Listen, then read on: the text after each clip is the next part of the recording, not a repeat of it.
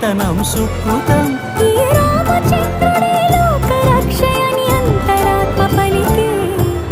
జగదానందకారక జయ జానకి ప్రాణనాయక శుభ స్వాగతం ప్రియ పరిపాలక.